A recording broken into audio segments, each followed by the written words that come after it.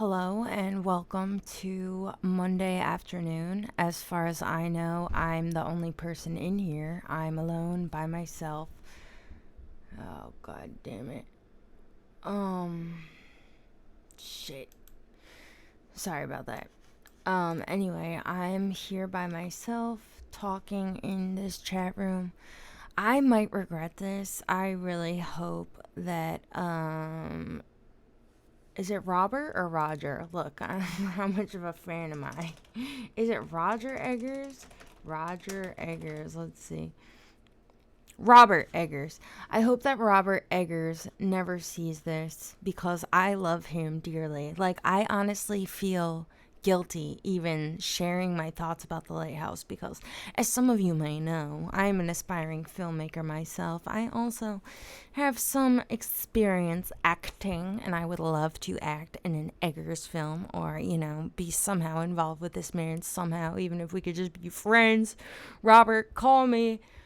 So I just feel guilty even like sharing any thoughts that aren't incredibly enthusiastic about this movie, but I really want to talk about it. So here I am. So don't tell Robert. Anyway, Robert, if you're listening, I fucking love you. I'll suck your dick so hard and long. Call me Robert.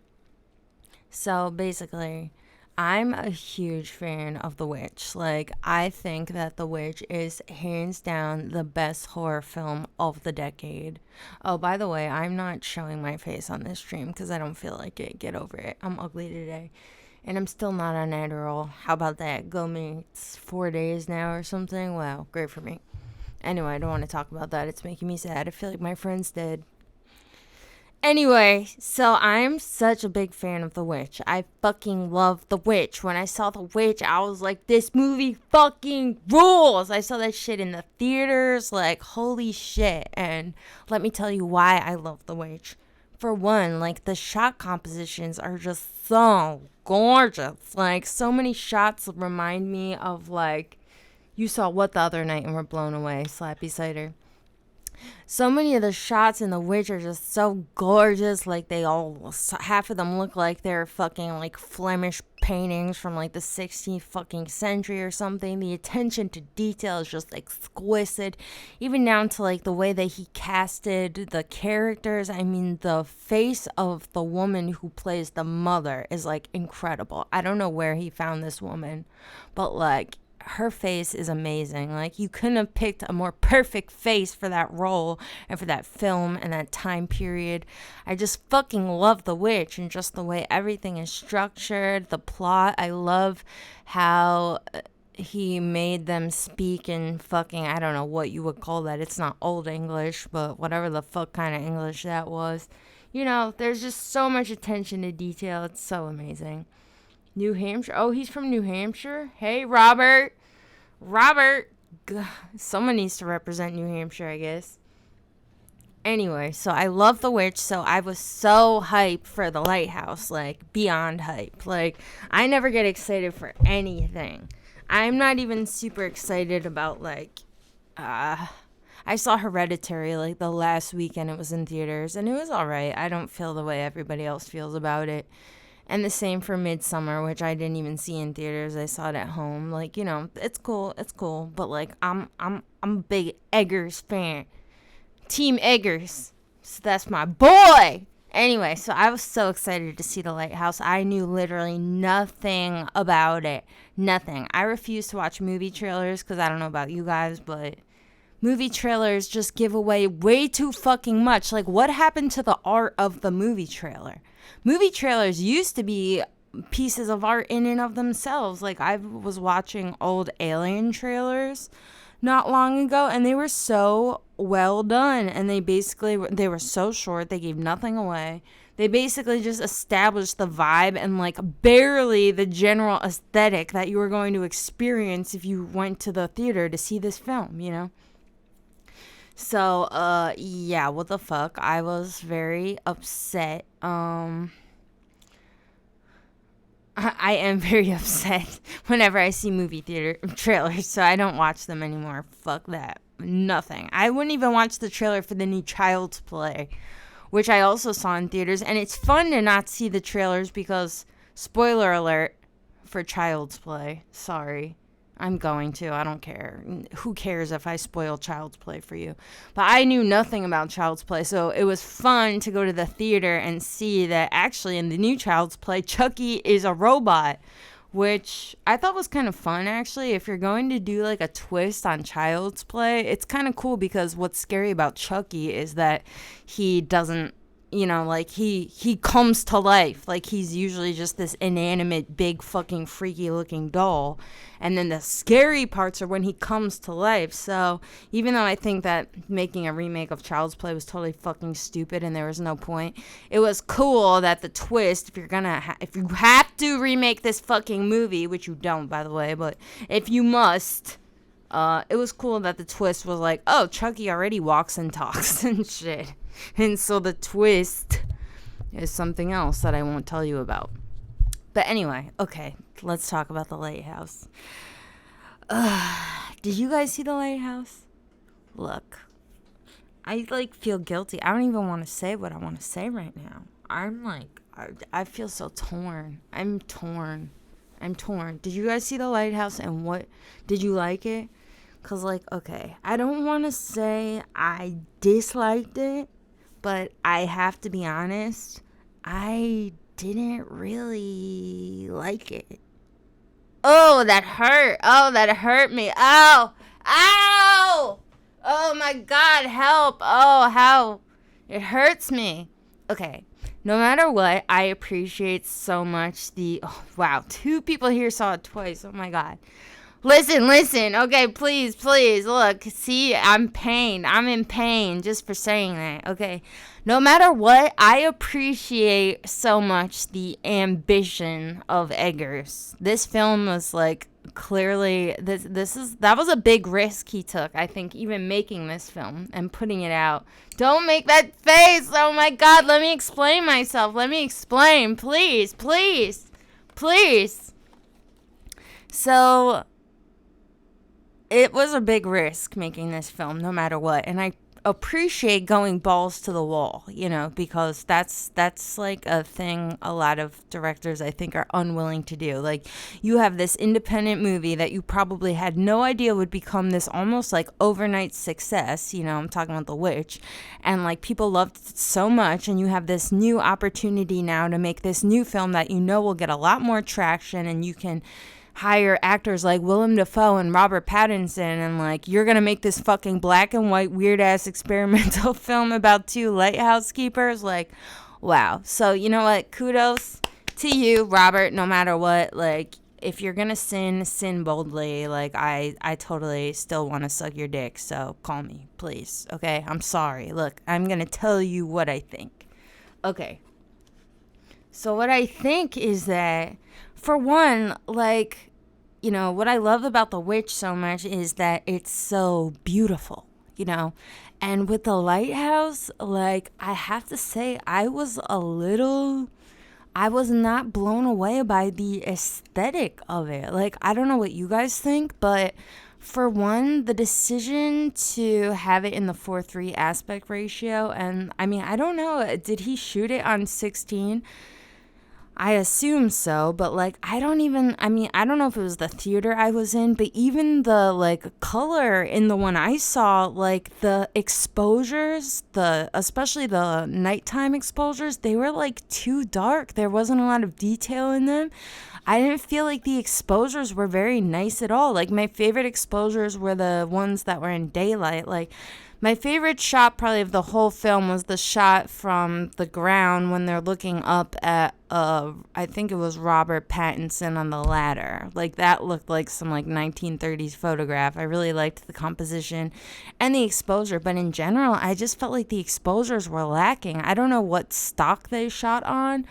I don't even know if they shot on film. I assume so. I don't know if they shot the whole thing on film or if maybe they printed it to film later on.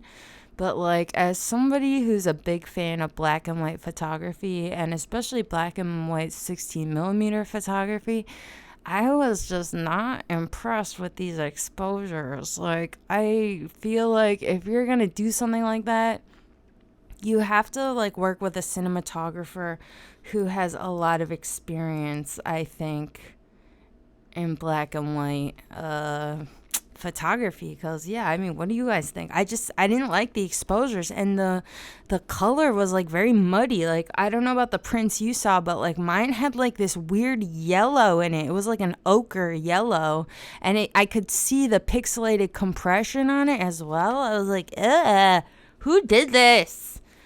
So that was the first thing that was really bothering me, the exposures and the finishing. Because yeah, I don't know what was up with that yellow that I just kept seeing. Maybe it was the theater, but I went to AMC. Like, I imagine they have some of the highest standards. They better, because tickets are like $15 for projection. But whatever. So didn't like the exposures, and yeah, the 4:3 cropping. I don't know if it was cropping. Let's look it up. What did they shoot on?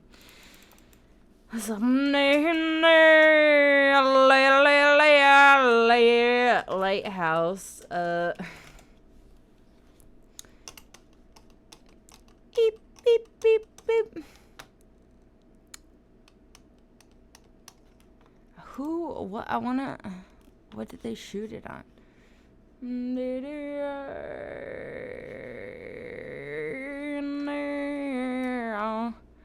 they say that a hero can save us. Not gonna stand here and wait. I will fly on the wing of the eagles. Watch as we all fly away. Oh, I can't find it. If anybody knows. If anyone knows what they shot it on. Yeah, because, like, I want to say it was 16, but, like, honestly, I don't even know. You know, okay, this is what I wish happened. I wish that, first of all, they either shot on Super 16, because I just don't think that the 4:3, like, really gave that, like, lent that much to us. They should have either shot on Super 16, but I really wish that they shot on 35 black and white, because on top of that being my favorite format ever, it just would have been so awesome. I think I wanted a widescreen image, and it's because this is my second complaint, kind of. I felt like the movie didn't commit enough to an aesthetic. Like, it seemed like it wanted to maybe look like an early 20th century film, but I don't feel like it did look like an early 20th century film. So I couldn't even tell if that's what he was going for, you know?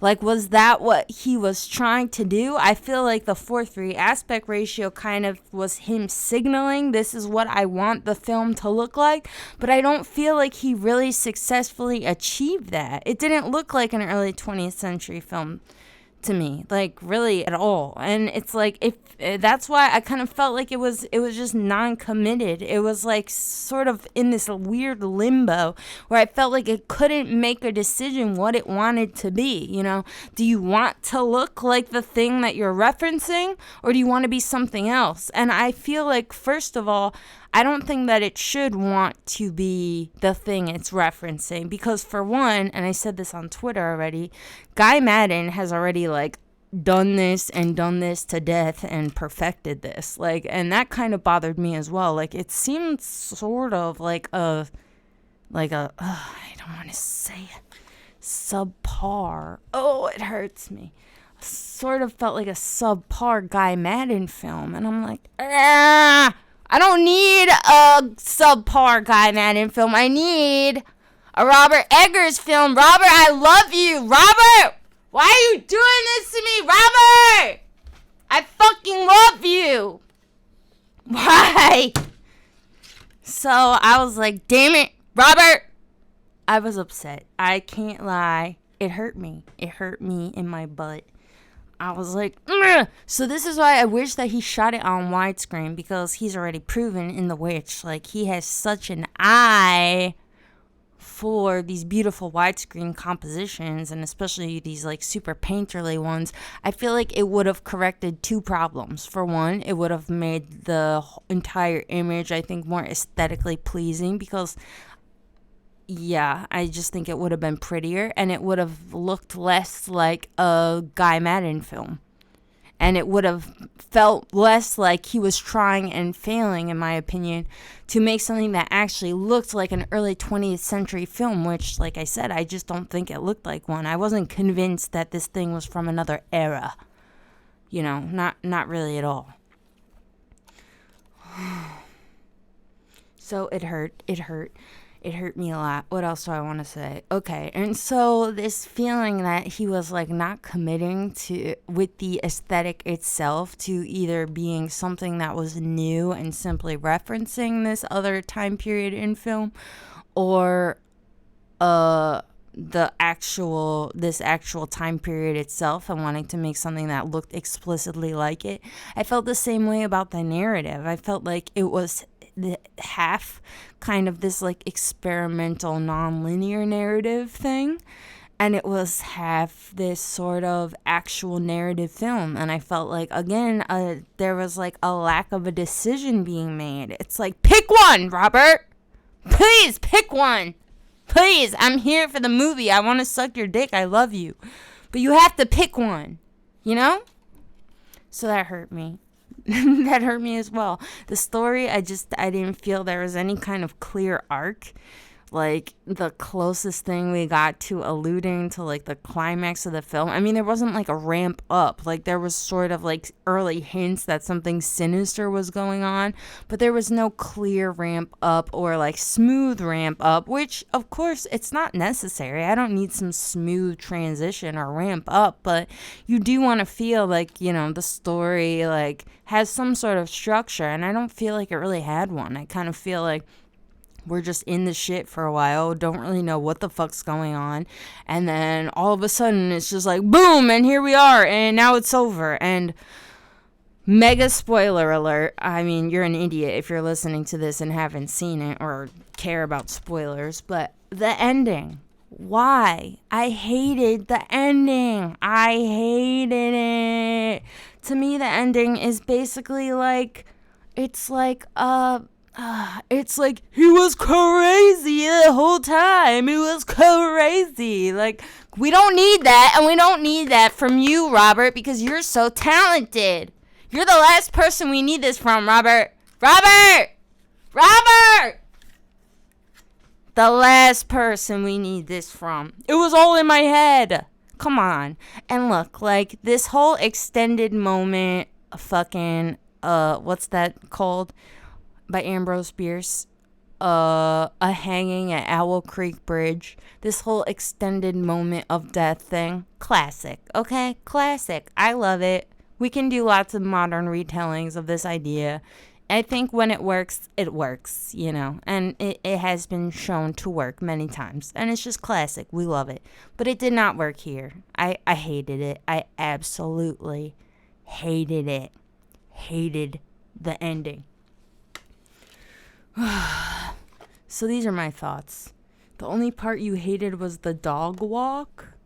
What dog walk? Oh. Yeah, I was like, how gay is this gonna get? Are they gonna, like, fuck? When it got a little gay, I that was probably the most exciting part. I was like, are they gonna fuck? Like, how gay are we getting? Which, I gotta say, that also reminded me of Guy Madden and was a little upsetting. Have you guys seen Sissy Boy Slap Party by Guy Madden? Bunch of gay sailors beating the fuck out of each other. Made me think of that. Also made me think of Carell, classic film by Fassbinder. And I know that Guy Madden is actually a huge fan of Fassbinder. Carell is this amazing film by Fassbinder, who was famously bisexual and made this film based on the Jean Genet novel. Everyone see Carell if you haven't, by the way, or else I'll never talk to you again. It's basically like Casablanca on acid. Like, the sets are the most beautiful things you've ever seen. And then there's just, like, dicks, like, like, worked into the sets in the weirdest way ever. And these sailors are just, like, it's gay as fuck, but, like, they're so violent. They're all just, like, stabbing each other and, like, ass raping each other and shit. It's a fucked up movie. But anyway, so I've said my piece. I think I've said everything that bothered me about it. But now let me heap some praise on it. just so well, actually, let me say one more thing that I disliked. One more thing. Okay, wait. 2 more things. Bro, you need subtitles for the film. Like, I consider myself a pretty scholarly young woman, and I had a hard time following the plot. Just like I had a hard time following the plot the first time I saw The Witch, even though it didn't make a huge difference, but I can't understand this shit in real time. I mean, can you guys? I need subtitles. Can we please just, like, little ones? Make them cute. Pick whatever font you want. Give me some fucking subtitles. I can't. I don't know what they're saying. I didn't know what half of what was said. I got the gist of it, but, like, come on, dude. Come on. I watched The Witch recently again with subtitles, and it was such a rewarding experience because I could fathom everything they were saying. That was definitely not my experience the first time I watched the film, and I had the same problem with The Lighthouse. I think I had even more difficulty with this one because, yeah, I'm not familiar with this kind of speak. And then the other thing I want to say is I don't know how I feel about Robert Pattinson. How do you guys feel about him? I like him. I really want to like him. I do like him. I appreciate what he does. I really like that he was Edward in the Twilight movies, and then, like, it seems like he went out of his way to only take, like, strange and experimental roles thereafter, you know? Like, the first time I started considering him as a serious actor was when I saw that Cronenberg film starring him, Cosmopolis. I was like, Robert Pattinson in Cosmopolis? And that was a strange role, and he did a great job. But you know who he kind of reminds me of? Not that they act similarly at all, really, but, like, this same vibe. Like, I can't tell if you're deep or if you're dumb. He kind of reminds me of Keanu Reeves. It's like, you're very empty to me. You're not giving me much, Robert. I don't know. I can't tell what's in there. So, I actually think that would be really good for... I hear that he's playing Batman. And I'm not a big comic book person, but the only comic book person I do like is Batman because he's the only fucking human, and I don't fuck with all these other alien freaks. How the fuck am I supposed to relate to them? They're not humans. The point of superhero movies are supposed to be that you're supposed to aspire to be like them. They're supposed to inspire you and inspire you to greatness, and that maybe you can do great things. How the fuck can I be inspired by a bunch of fucking mutant freaks? They're not humans. I'll kill them. Don't even fucking look at me. I'll kill you. But that's why I like Batman, because Batman is a human, and he can inspire humans to greatness. Anyway, not sure how I feel about Pattinson, and I felt this way, what I just said. I felt that way about his acting in the film. But best part of the movie, hands down, was Willem Dafoe. He killed it. That's my boy, Willem. Give it up for Willem. That ruled. And I've always, like, been a Willem fan just because, you know, he's in so many big movies I've seen growing up. But I never even really considered him, like, a serious actor. But I think that's because I haven't seen probably more of his serious roles. Like, all the films I've seen him in were, like, I don't know, Spider-Man, Hollow Man, Boondock Saints. Like, roles that didn't really require much of him. Or what they did require was, like, you know, not that amazing. But this probably was, like, one of the most challenging roles I've seen an actor in our modern era perform in, period. Like, that role had to be hard. That kind of lingo and shit, ugh, please. But he killed it. I mean, he made the movie an enjoyable experience for me. Like, and I also appreciated some of the imagery and stuff, but more conceptually than actually how it played out aesthetically, you know? I think my favorite, like, conceptual type scene was, like, when Willem's standing butt naked and there's that light coming out his eyes shining on Robert. But even then, that scene kind of pissed me off because it's like, oh, there's 2 Robert Pattinsons. I'm like, I was getting film school flashbacks, you know? It's like, oh, we're just going to throw a bunch of nonsensical imagery together and, you know, it's like, if you're going to do that sort of thing, you have to do it so good. I think that the best film to pull off this sort of, like, everything was a dream, bro, the best film to ever do that was Mulholland Drive by David Lynch. Like, that, I think, is a really masterful example. And I'm not even really a big David Lynch fan, but that is a masterful example of pulling off this sort of idea. Because the way he did it was so, like, subtle and nuanced and just really well done, you know? You know, like when you have a dream and it's like your boyfriend is like the fucking, like, gas station attendant or something, and it's like weird. It's like, you know, that kind of shit. Like, I feel like he had all sorts of that kind of thing going on in Mulholland Drive that I really appreciated. Like, things that are much you don't think about or you don't see often in movies. Anyway. Yeah, Willem was my favorite part of the film.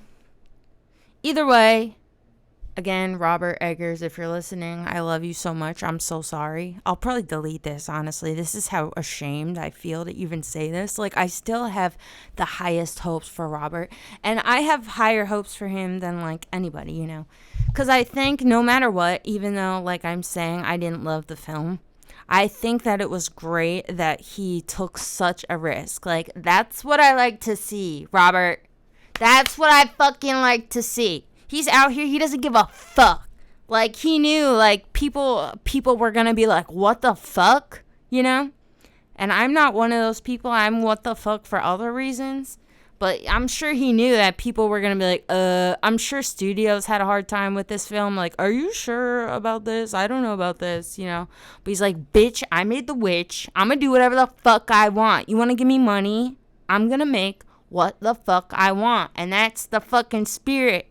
That's what I like to see. So, regardless of how I felt about this experience, I like to see people sin boldly, and I can't wait for the next one. I heard that he's actually doing a Viking. I don't know if it's a film or a series. I hope it's a film because I don't want to watch another TV show. But I heard that he's doing some Viking shit for, like, HBO. Hope it's a film, because I would love to see him do some Viking shit. Oh my god, I love Vikings. Can't fucking wait. Yeah, can't fucking wait. And speaking of Vikings, Robert has officially replaced my favorite filmmaker of the era. Nicholas Winding Refn, you're out of here, bro. I'm over you. I'm done. He killed me. Did you guys see that interview with Refn and, what's his name? William Friedkin, the guy who directed The Exorcist? It was the most embarrassing display of vanity I have ever seen in my fucking life. And this is part of why I like Robert Eggers so much, because watching a handful of interviews that he did around when The Witch came out, he was so humble and he was trashing his own film. Like, he was saying how he felt like The Witch was way too Kubrickian, which I guess if I had any criticism of it myself, maybe I would say that that's true. For, like, the music, at least. The music in The Witch definitely reminded me a lot of the music from The Shining. Oh, what's the fucking composer's name? Penderecki. Yes, it definitely sounded like a Penderecki score. But who cares? It was great. But anyway, I love, like, people who are self-critical, but Refn is not self-critical at all, which really broke my heart. You guys should watch this interview with him and William Friedkin. It's so embarrassing. He's basically saying that, like, Only God Forgives is a masterpiece. And, like, it's just so bad. It's like, first of all, the optics of just, like, talking yourself up like such a dick to this man who is like 30 years your senior, and you're just like, you know, he's still a pretty new director on the scene. I mean, not at this point, but like, come on. Show some respect for your fucking elders, bro.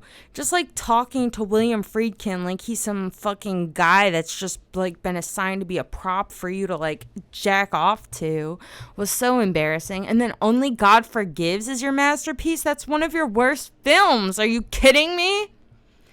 I think that when people become total narcissists, like, you just, like, lose faith in them, because it's like, bro, I thought that was your worst film by far, and you're telling me that's your best? Like, there's no way your films are going to get better.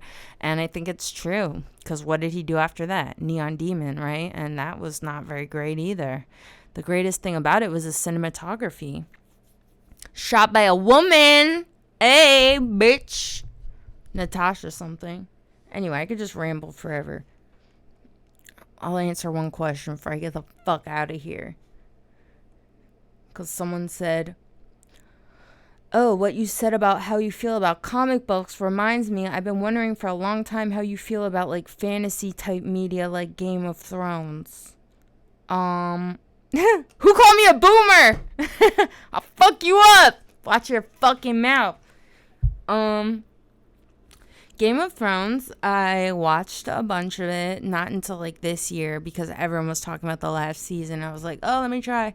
And I just couldn't, I enjoyed it a lot, but I just gave up at a point. And it's not even that I lost interest. I was just like, I can't keep going. There's like 70 hours of this. Like, I just can't. I'm done. I'm out. But I like it. I mean, it would not be my favorite genre or anything. Like, it's a little too goofy for me. But maybe my favorite fantasy film ever would probably be Legend. I love Legend by Ridley Scott with Tom Cruise and Tim Curry. That's a great film. And I love The Neverending Story. Great films. But yeah, when it gets to like fantasy stuff, I'm like, meh. But I love that general time period stuff. I guess. I mean, I don't even know I don't even know what that time period is. But I love Viking shit. So I'm so hyped for Eggers to do his Viking shit. Love it. Valhalla Rising is one of my favorite films to come out of this past decade, which is why I was just going on about Refn and how much he broke my heart. You motherfucker. Go back to fucking Denmark, you dick sucker. So yeah, not huge on fantasy stuff, but when it comes to like period pieces and stuff, I'm down with the period. But I'm not down with all period pieces. Like, I hate Victorian era stuff. Hate it. The farthest I'll go is maybe like, you know, like a werewolf movie that's like set in like Victorian London, but even then I'm annoyed at the aesthetic. You know, I'm just like, fuck it. I don't really like that. The last one I saw that I actually kind of liked was something with John Malkovich and Glenn Close. Glenn Close as like, God damn it. Glenn Close as like a brothel owner, which I thought was really cool. I forget what the movie was called. But anyway, guys, thank you for listening. I'll be back on here to talk some other shit sometime soon. And I'll talk to you hoes later.